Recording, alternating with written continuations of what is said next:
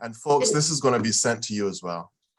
good morning. I'm Dr. Rodriguez. Is Dr. Mansell on? Yes, she is. Yes. I'm the director for the RN to BSN program. And we have also, Sorry, Eve brought tacos.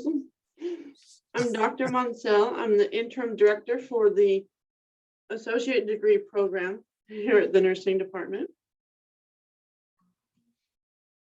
we're here today to just kind of inform you about the program and some things that we wanted to share with you, just based on our experience. Hold on.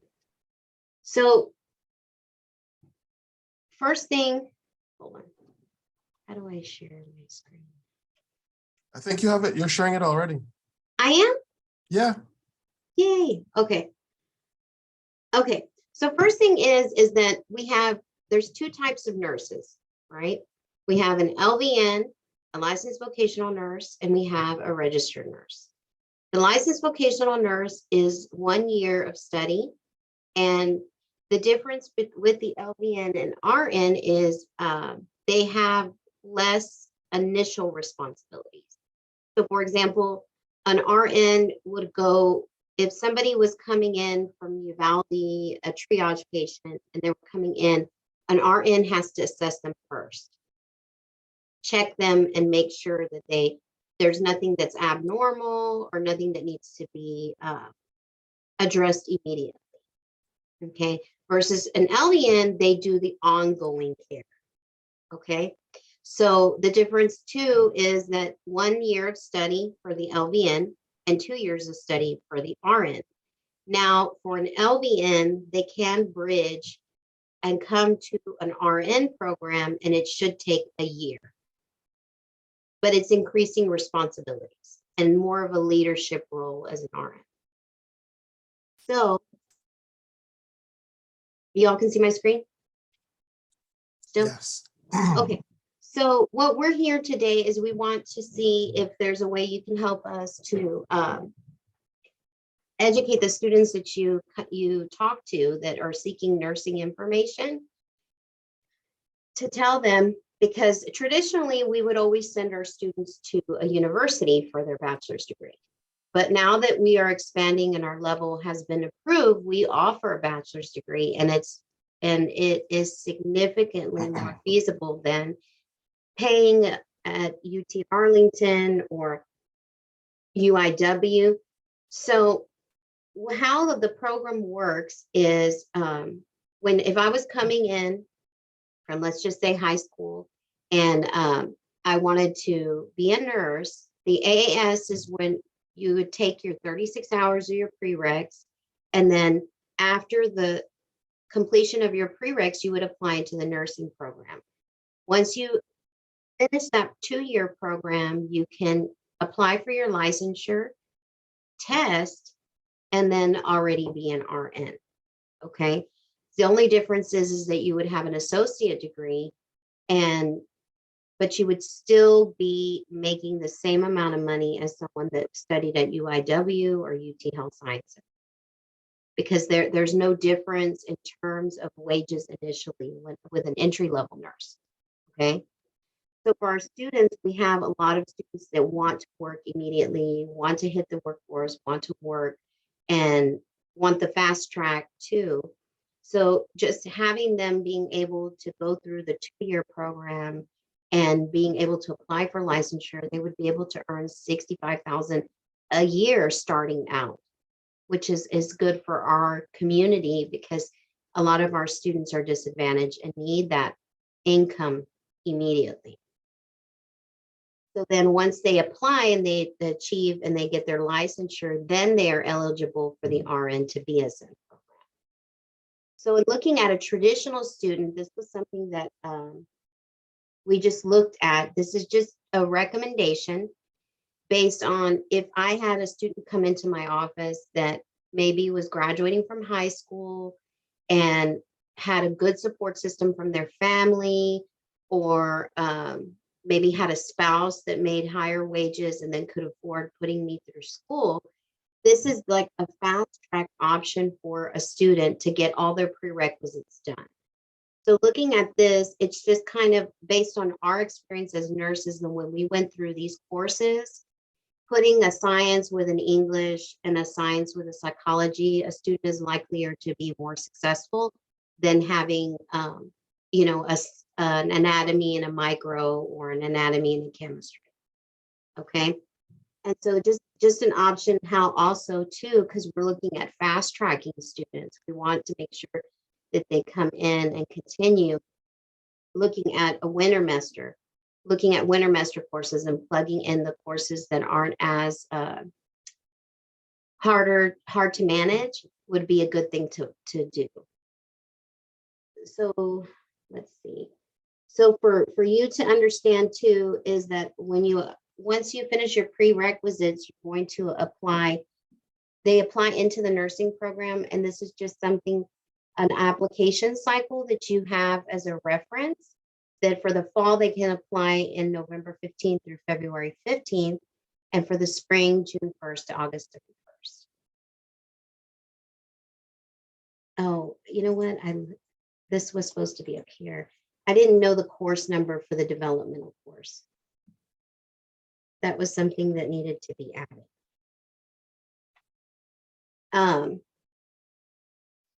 Let's see.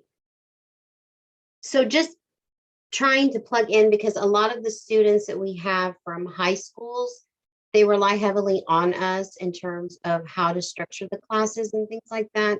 So just getting them, and those are the ones that can manage a higher load of hours and a lot of courses in a semester. So this is just an idea of a track to putting like the chemistry and the lifespan together, and then the ethics and the microbiology and flex courses.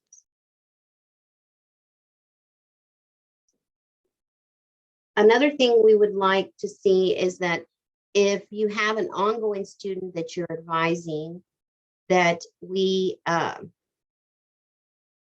that the ongoing students are encouraged to take the courses for the baccalaureate degree, so that once they finish in the associate degree, they can apply to the BSN program and immediately come in. Now, these are the prereqs for the associate degree. It's a total of 36 hours. So typically what we would do is we would give them the 60-hour recommendation of all the bachelor's courses. But now, because we are accredited and because we are eligible to offer the degree in the bachelor's, it's likelier, it's to the advantage of the student to do the 36 hours, apply into the program, and then get their licensure, and then apply and finish the bachelor's degree. Also, a thing to consider too is that the hospitals have tuition reimbursement. So the bachelor's degree will be free to them. So when a student comes to you, it's highly recommended to push forward the 36 hours. That's what my point is. I'm sorry, I'm not making it clear. I keep rambling on and on. Okay, so this is just an idea of a plan for somebody that's in an associate degree program, has been accepted into the nursing program, how we could plug in those bachelor's credits. So Summer 1, Flex 1, they could do the history, the speech, and then also in Summer Flex 2, they could do the second history and a government. And then the second summer, which is the summer upon completion of the baccalaureate, the associate degree, the second summer. So if I graduate in May that summer, they can complete the remainder, which is the math, elementary statistics, English 1302, the language, and then Flex 2 do the government and then the nutrition. And the advantage is that our students do qualify for summer momentum. So a lot of these courses are free to them. Okay, so this is just a comparison of the programs, and I probably should have put this first instead, now looking at it. But this is just a comparison of our program tracks that we offer and how they work. So we have the LVN Career Mobility Program. That program is actually designed to admit students that are licensed vocational nurses or are military medic corpsmen. And they have to have that ranking on their military paperwork stating that, because a corpsman is similar to an LVN, except they don't hold a license. They've just been trained by the military. Same course, same 36 hours are needed, same prerequisites, and they do require an admission testing of a TEAS. Okay. Whoops. I did it backwards. That's the red side. And then the gray side is the generic program. Those are no experience at all. Those are the 36 credits, and it's a 2-year program. They are required to complete the TEAS. So all these students that are applying, they have to complete the TEAS. The only difference is with the career mobility, they have to take an additional assessment, which is specific to nursing, because they are given credit for a number of hours for their license. And they're given credit for hours of the first semester because they've been an LVN. Okay. The career mobility track is 1 year, 3 consecutive semesters. We graduate those students in the summer. And the generic program is 4 semesters. Right now, we're not consecutive. We usually give them the summers off. So how does the RN to BSN add on to this? So this is just a diagram for you to look at. So if I'm in the generic program or even the career mobility program, I'm going to graduate from the nursing program. I'm going to earn a license and earn a license number. And then once I start working, I can complete my remaining prerequisites and then apply into the RN to BSN program.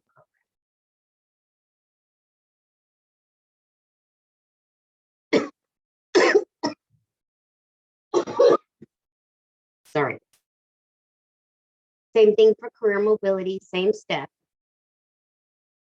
Now, on the website, it does say that we have that students need to have the prerequisites completed, but we encourage them to apply anyway, because what we've been doing is sitting with them and developing a plan for them to complete their prerequisites and advising them so that we can have them, once they're completed, they can come in and be enrolled, or if they only lack 2 or 3 classes and they're committed and their agreement to completing them within the year of the program, then that's what we do.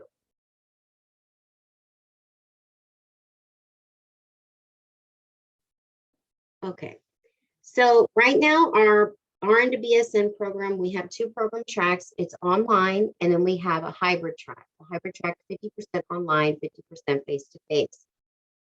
It does state that it's a clinical course. There are courses that state clinical, but here's the thing.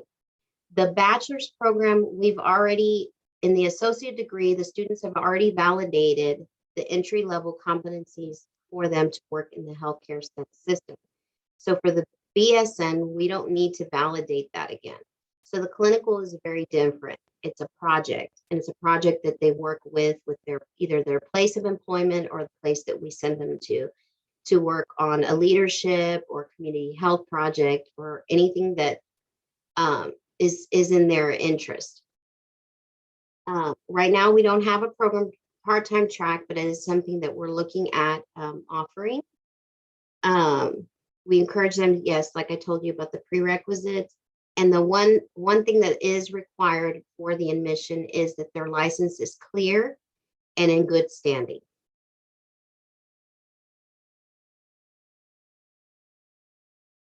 On the website, hold on.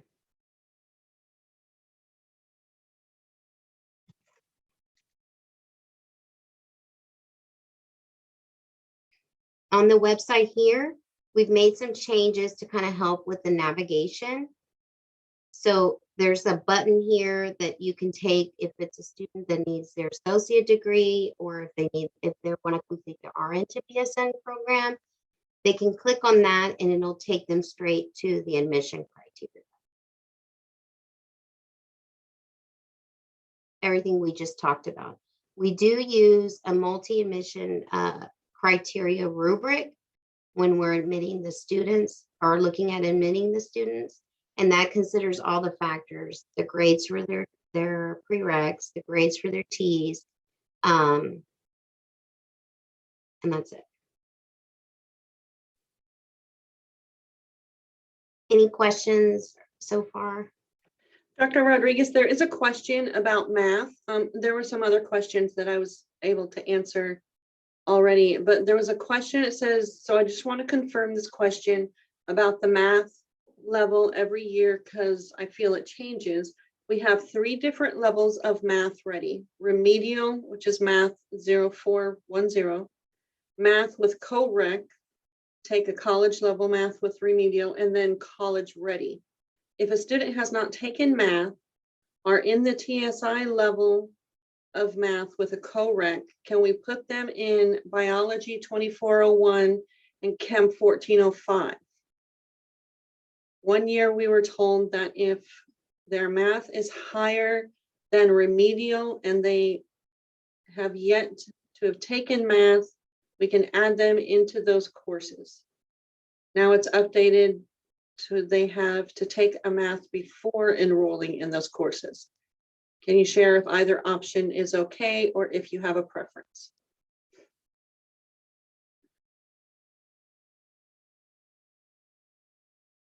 Fidel, Yes, ma'am. I don't see why we're requiring math for a science course. Do you know anything about that? All of these science classes that I know of have a basic math and English prerequisite. Okay. The English I can understand because a higher level English, I mean, because the comprehension is hard for the sciences and things, but the math I could see more with the chemistry, but not with the anatomy.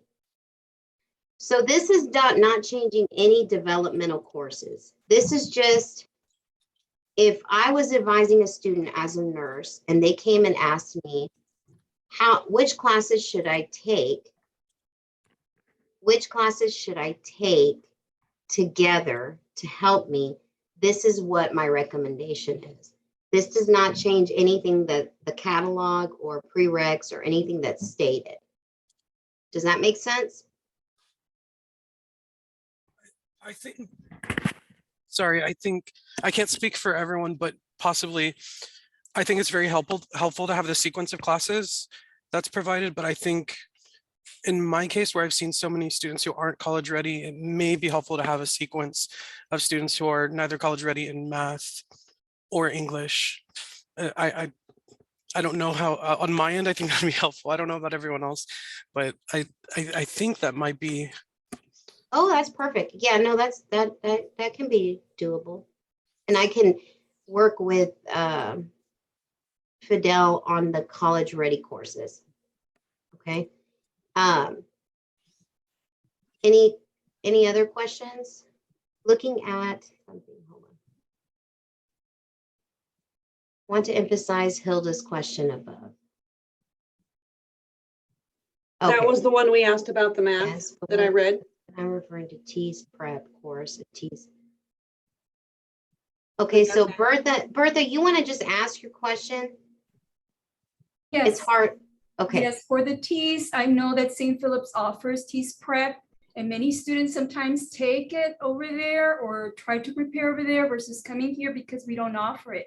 So I'm just asking if that could be something that we can provide, some services to prepare for the T's. Okay. I also had a question on maybe, I don't know, I know we don't offer online biology or chemistry, so we do lose a lot of students to St. Philip's or Northwest Vista because they want the online portion if they're already in that specific, if they're working.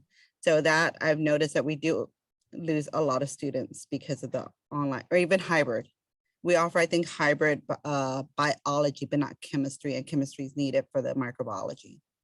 So that might be something we can look at too for online. So I have a question. When y'all say that about the online, do they offer the lab online? Yes, everything's online. Oh, wow. Okay. Everything's online. And so we do hybrid because We of do the lab. hybrid. Yes. The lab. Okay. And that's, which college is that? Northwest Vista and, St. Philip's.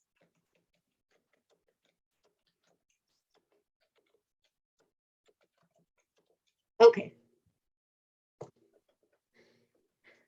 Any other questions? So mine's not really a question. It's just really more of a concern. My name's Maria Rogers. I work for the FTIC department or team. And just looking at this handout, I get very nervous. And I think Kyle had the same concern. And again, this is just a general type recommendation, right, for the course load. But I can say with 95% certainty that this is not a good course load for the majority of our students, especially since we need them to be successful in these sciences, right? We need them to make high grades in order to be competitive for the nursing program.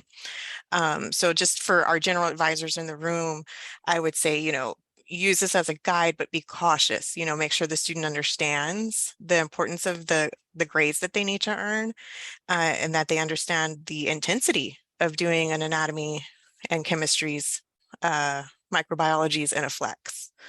Especially since most of our students are not coming in college ready and now with MUM and not really having scores to place them. This could be very dangerous. We could get them disqualified from any nursing program based on their grades. Yes, that is true, because I've seen some students take microbiology like 3 or 4 times. Yeah, and we know that some 24-1. And I don't know if this has changed. I know the nursing program in the past, if you had repeats, they averaged out your grades. Mhm. And so that would disqualify a student from being able to even be eligible for the nursing program. And then being ineligible from other programs as well, if they weren't able to get into ours. So Does just, anybody have a banner number of a student that would be somebody good to look up to see if, to develop a plan for them? Like one of those, I know Wallet had mentioned the developmental course layout. Does anyone have somebody that we could look at? Or even an FTIC student that we could look at? I don't really have any banners offhand, but I mean, once, excuse me, once my team prepares for our next NSO, I can have them pull off a couple of banners and send them to you so you can kind of see what that looks like. Okay, that would be perfect. Yes. Okay. Yeah. This is And Melissa I don't know if from the Wally's Empower- still on. Yeah, this is Melissa from the Empowerment Center. I don't have a banner, but a lot of our students need that a 5-hour math, right? They're coming in, and if it's not the 0410 math plus with with an hour, if we get them into the college algebra, they usually need the plus or the 1. So a lot of times we have to recommend that math so they can be ready for the anatomy and physiology for the following semester. But the math is really the one that we see most of our students coming in and not being at the college level that's required for the chemistry and the anatomy. So how do we determine about the math, like if it's an issue for them? So in a perfect world scenario, they do their TSI, we have their test score, and we place them based off of that test score. Within the last year or so, due to COVID, we started using something called multiple measures. And we're continuing to use it, and we're continuing to use it in kind of an adapted form, if you will, to where if a student just doesn't have a TSI, we don't have their high school transcript, we default them into just general co-rec courses. So we're setting these students up into a situation where they're just not ready for some of these sciences yet. And so my concern is just the intensity of this, and also our student population, right? A lot of this area attracts a lot of students who have other things on their plate. So most of our students are not even full-time their first semester. Just to piggyback off of that, we may even be skipping math because math hasn't given us complete direction as to how to place these students. So they may not even be taking math until the second semester because there's no transcripts, there's no TSIs, there's no SATs, there's no blah, blah, blah. So, I mean, at least with high school with MUM, if there was a high school transcript, not that any of us feel comfortable with it, at least we would be able to place them into something, but we're placing them without transcripts. You can access the transcripts through a banner. Sometimes No. they're not loaded into the system because the Just- high schools haven't been sent, they haven't sent them to us. The student hasn't So- requested it and the high school hasn't sent it. Normally, even after the high school sends the transcripts, for instance, students coming in the fall, we won't get their final transcripts that show their senior grades and assessments until maybe late August, early September. So we're going off of their junior year performance. What has And- happened in a lot of the high schools as well is some schools have stopped testing or stopped testing to the extent that they have pre-pandemic. So when we were working with high school programs, normally, not that it was a good thing, but you'd have high schools that would test their students every week until they got the scores that would merit them taking college level classes, which could be a tricky situation as well because it doesn't truly reflect the student's ability. They're just testing until they can get that grade. But on the other hand, we've gone to the other end of the pendulum where they're limiting testing or the testing is not there. It's become a leap of faith almost. Testing, we offer testing here. I don't understand why if we don't have the high school transcripts, they can take the TSI. But that's not the mom direction. Probably Yeah, for the it was- cost. That's why some of the schools are going away from the TSI because of the cost, from what I've been hearing. That And- is exactly what it is. Mhm. And probably our population cannot afford. So I know we were running the TSI for free for a while, but I'm not sure now. I still don't understand why we can't just bill to the account. They build a vacation thing abroad and and student activities fees, you know. Okay. We can kind of look at going back and looking at those students, those two other types of students. This was just something about how to place the courses so that it would be for the students that didn't have complex issues or didn't have other things to consider. This was the idea of building the courses so that the student would be successful. But we can look at the other types of students and see. But in terms of nursing courses, nursing prerequisites, are there any other questions? I have a question about the GPA. I think in the chat, you guys talked about a 3.0 to a 4.0 GPA for the sciences. Is that correct? Did I understand that correctly? That is what the average was this past semester for the admission period. So when do you guys give feedback to students who don't get in to let them know like you should retake a class, or what's given to them when they do not get accepted? If the students consult us about what can we do to improve our level so that we can get accepted, then yes, we do meet with them. But just blind sending out, Dr. Rodriguez, I don't believe No. there's- Mm-mm. It was Yeah. just if they came to ask. And so Dr. Monsell is new leadership here. We're changing things as we go and things. So these are good points that y'all are sharing with us that we can use to help improve and support the students. And how many students apply and what's the acceptance rate? The acceptance rate depends on many things. One, the number of faculty that we have to teach the courses, and also the number of clinical spaces that we have to place the students, because that changes from semester to semester as well. Typically, we try to admit around 100 students every semester, and the number of applicants varies. Dr. Rodriguez, do you know the number approximate? Is it like 300? We've had like almost 800 applicants.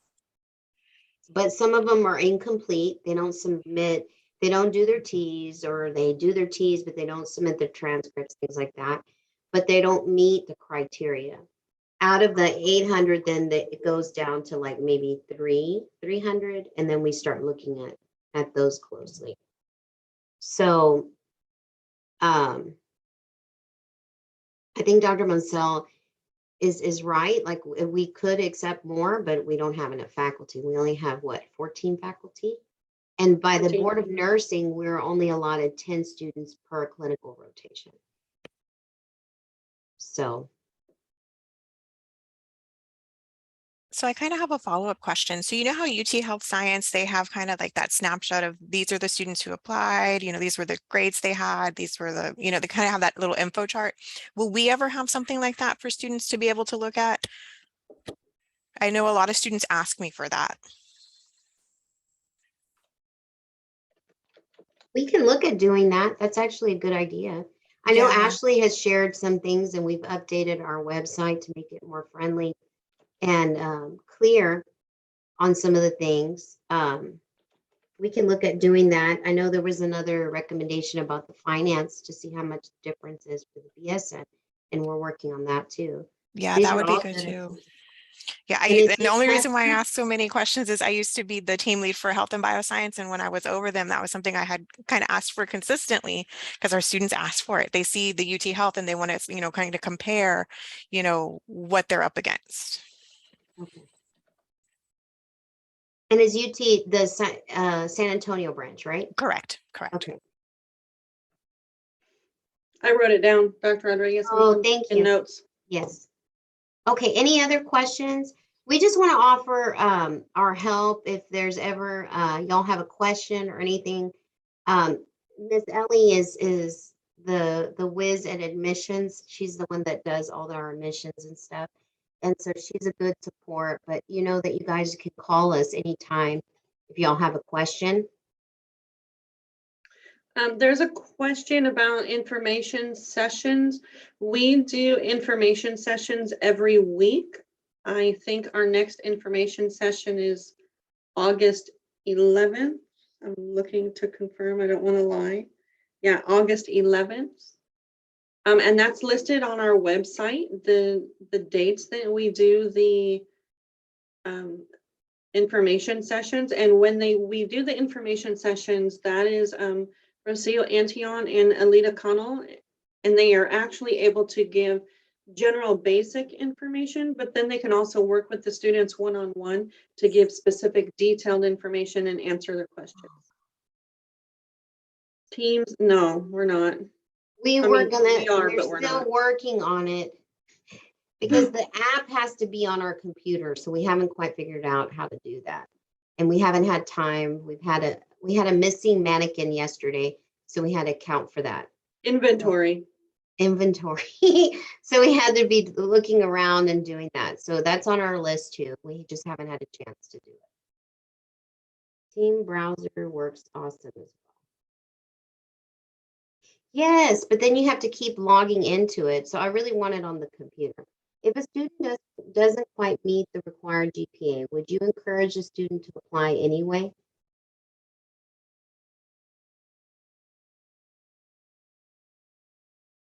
Would this be your AAS or would this be BSN?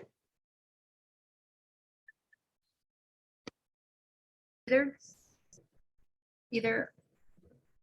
So one thing that goes with it, it wouldn't just be the GPA. We could look at the other things, look at the general education GPA. How high is that?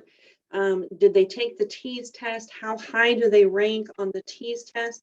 If they're really high in the other categories, then yes, I would encourage them to apply.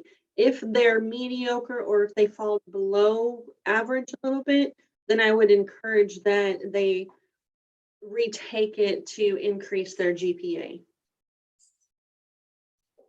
Yeah, because if you look at this website here, hold on. It'll tell you exactly what we're looking at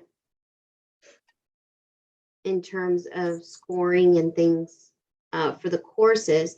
But I mean, lately we've had some that have stellar T-scores and then their coursework isn't all that great. So it's kind of amazing, but it kind of offsets the loss of the GPA.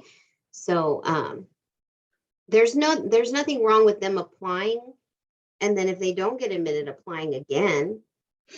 And then coming up and seeing what they can do to improve, Yeah. right, Tanya?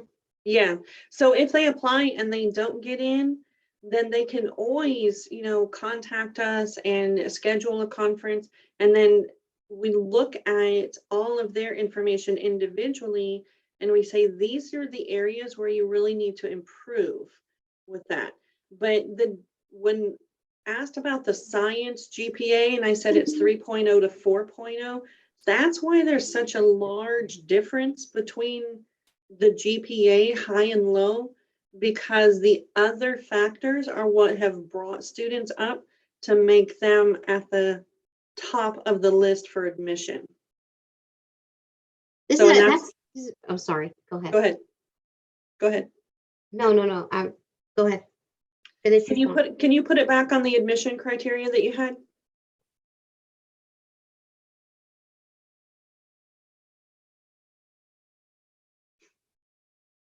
Can you see my screen?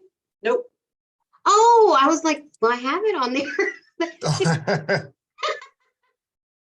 Okay. Roll down to the T's area just a bit. Okay, stop. So this is actually where a lot of students struggle, more so than with the GPA, and that's with their T score. So I know that it was asked if we have a T's prep, and we don't. We refer them to a prep course on ATI, but I have made notes about if we can provide a T's prep for them. But the T's is actually where they tend to score the lowest. And this way students can kind of figure out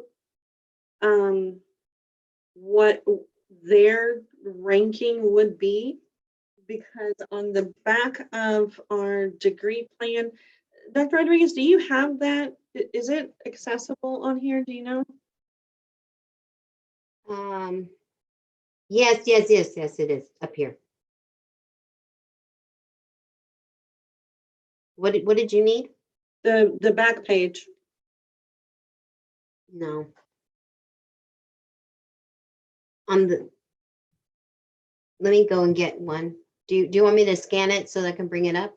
Yeah. Okay. But on the degree plan, it shows exactly the scoring, how to score it. And that helps to assist the students to be able to figure out where they are and then form a strategy for that. Can't find the information sessions.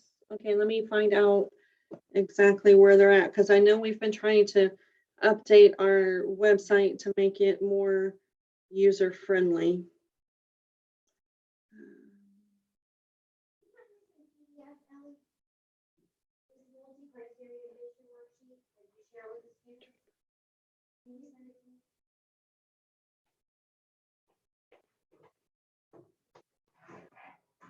Okay, we're getting the degree plan.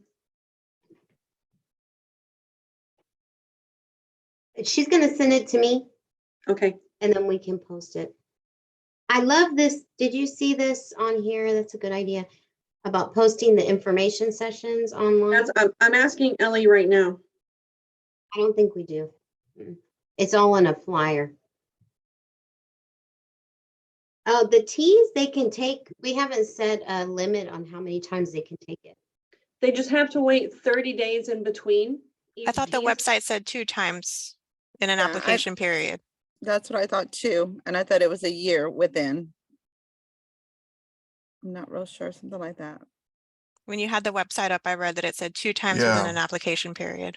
On the website, it says you're allowed to take the T's twice within the application period. There's a 30-day wait time so you can study. That was it. Can y'all see my screen? No. No. Yes. So right there, yes.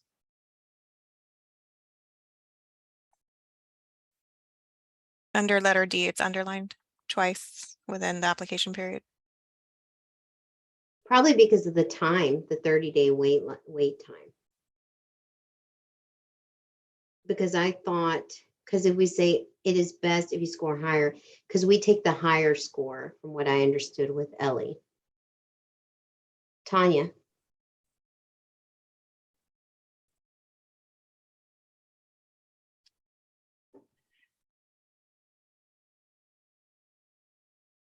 Okay. We can get clarification on that, but from what I understood, I think it's because of the 30-day lag period.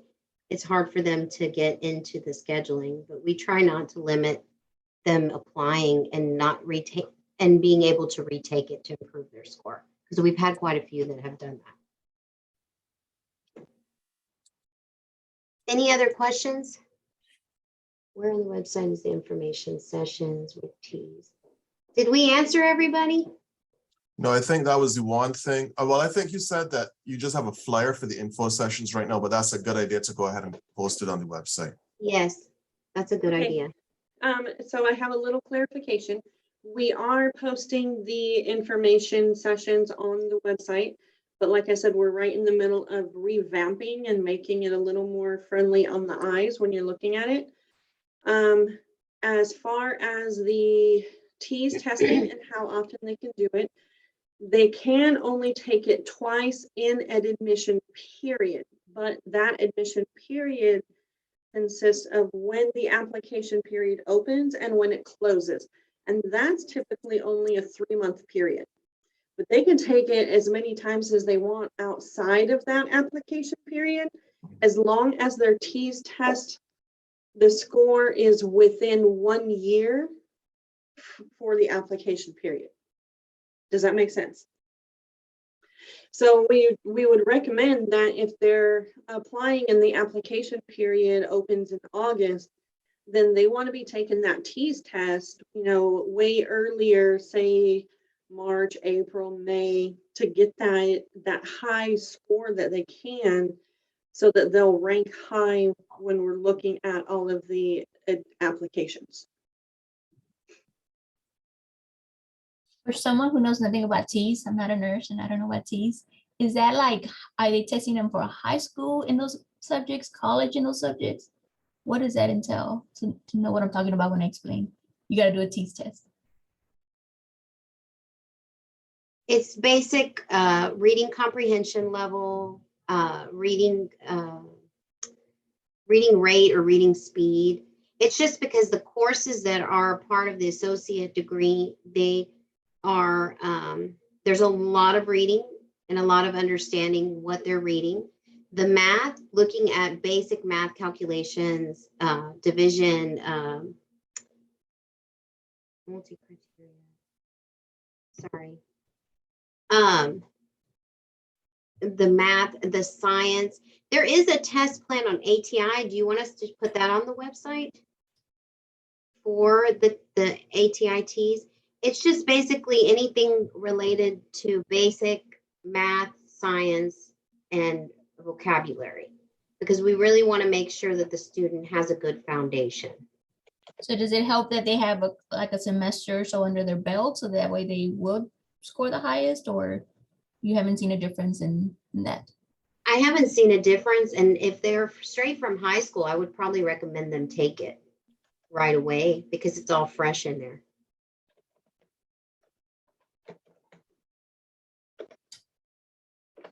Thank you. I added information about a reminder that we can post the TEAS test plan on the site as a hyperlink when we're talking about them taking the TEAS. We can just create it a hyperlink to where they can log on to that and it will have the test plan with it.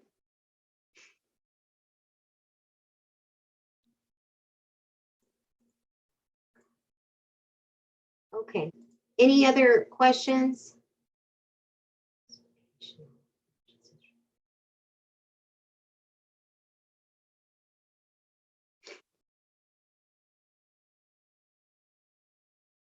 This is nice. And you know, you would think that they would have a big program and they don't. We have a bigger program.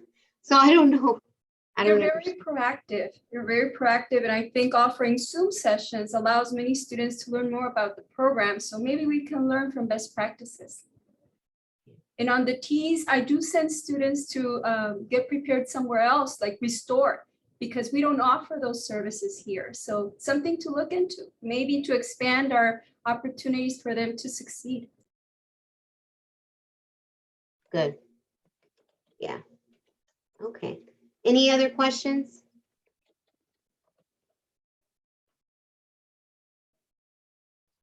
Thank you so much, Dr. Rodriguez and Dr. Monsell. We appreciate you giving us these details and also for the feedback and your willingness to think about ways that we can continue to expand opportunities for students who are interested in the programs. We really appreciate your presence today. Oh, thank you, Fidel. Thank But you. We're as having- always, you can always email us, any of you, and ask us questions and we'll try and help you. Or even Ellie the Connell. And our website, we are updating the current contact information and things like that so that y'all have access to us. And we are working on the Microsoft Teams. Okay, perfect. Good. And I am Alrighty. taking